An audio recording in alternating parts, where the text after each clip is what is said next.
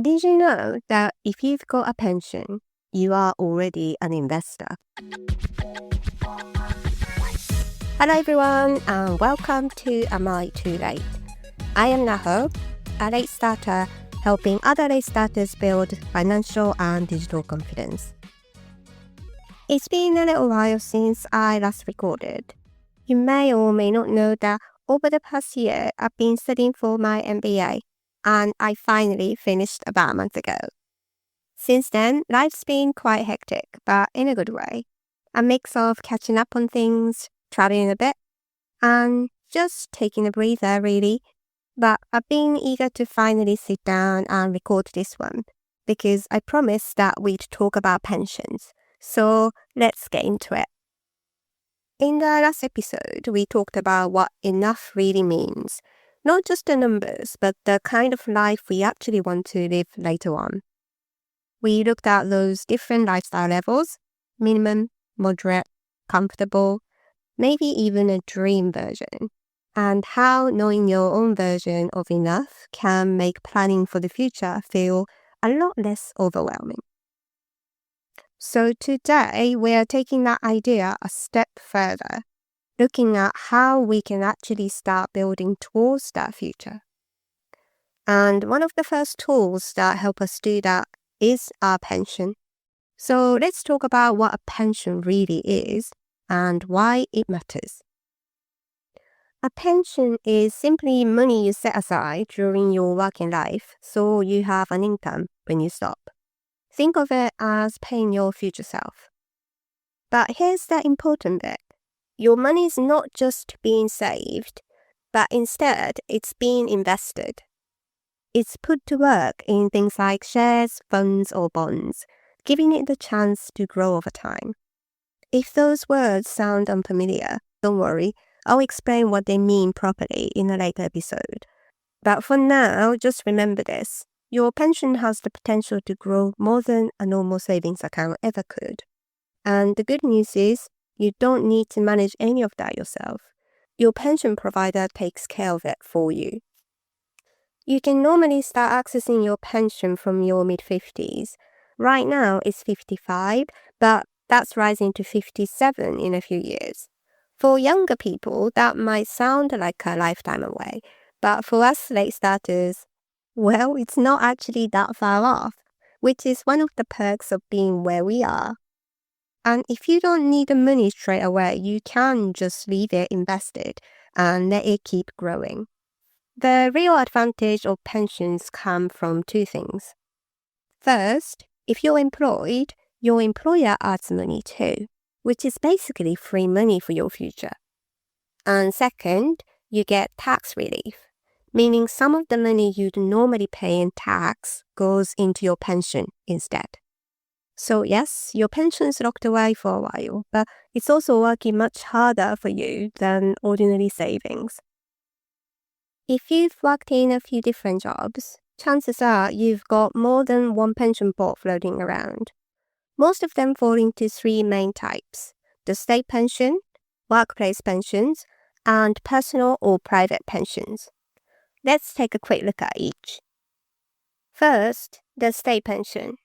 This one's based on your national insurance record.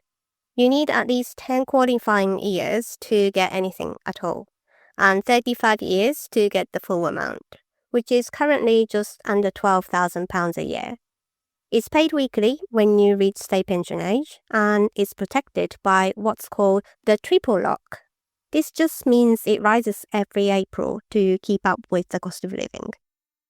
You can check your own forecast on gov.uk.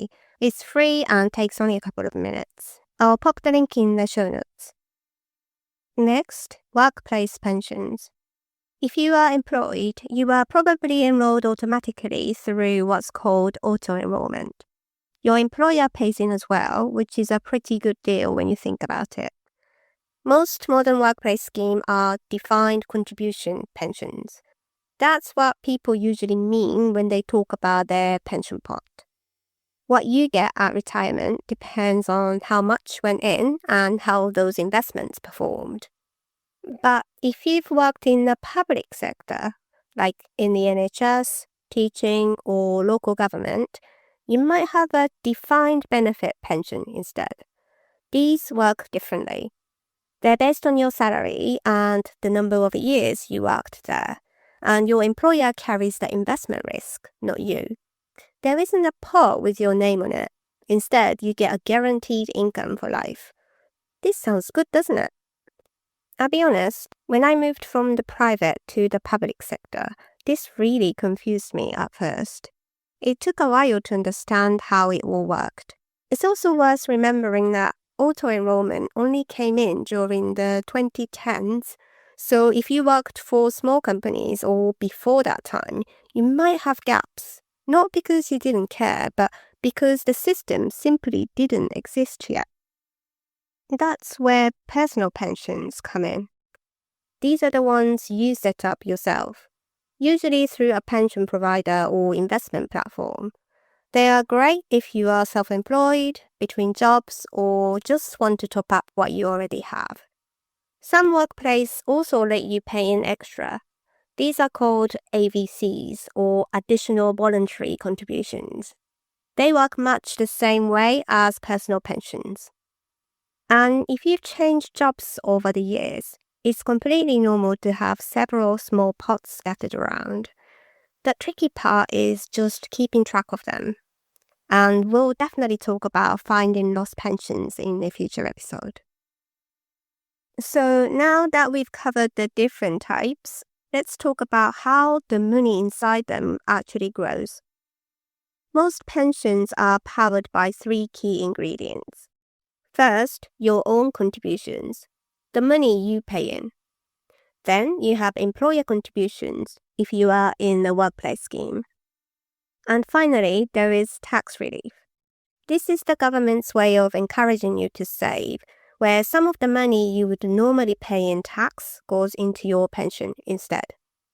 Together, these give you pension a head start before the investment even begins to grow. Behind the scenes, that money is spread across different investments, shares, bonds, funds, giving it the chance to grow over time. As those investments rise in value, the growth starts to build on itself. The longer your money is invested, the more momentum it can build through compounding. That's just growth on top of growth. Of course, the markets go up and down. Some years your pension might dip a little. Other years, it might grow a lot. That's totally normal. Pensions are designed for the long term to smooth out the bumps over decades, not months. And here's the funny thing. Even though our pensions are invested, most of us don't feel like investors. We don't really say, my pension feels a bit risky this year, even though it's made of the same stuff as a regular investment account. So why are we so nervous about investing?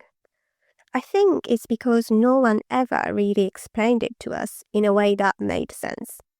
Sure, we probably got leaflets or email about it at some point, but let's be honest, who actually reads them? But the reality is many of us have been investors for years, quietly, through our pensions. And that's a really empowering thought that you've already started. The next step is just understanding what you have, how it's doing, and whether it still fits the future you want. So if you're wondering where to begin, this is a really good place to start. Okay, here's your action step for this week. Find out what pension you already have. First, check your state pension forecast online. Next, look up any current or old workplace pensions. Just try to find the recent statement and note down roughly how much is in each pot. And if you're self-employed, check if you've ever opened a private pension and see what its balance looks like. Don't panic about the numbers. This isn't about judging yourself. It's just about getting a clear picture of where you are right now. Once you know what's there, everything starts to feel a bit more real. You're not avoiding it anymore. You know your starting point, and that's so important. So try to set aside a little time this week to do that. It's a simple step, but it's the one that lets you move forward. Pensions can feel like a mystery. but I hope today has helped demystify the basics. Next time, we'll go a bit deeper into the rules and the numbers, and we'll talk about why pensions are such a powerful tool, especially for late starters. If this episode helped, please share it with a friend, and don't forget to follow the podcast so you don't miss what's coming up. And as always, you are not too late. You're here now, and that's what matters. I'll see you next time. Here's the disclaimer. Everything I share here comes from personal experience and learning. This podcast is for information only and isn't financial advice. Please do your own research and talk to a professional financial advisor to find what's right for you.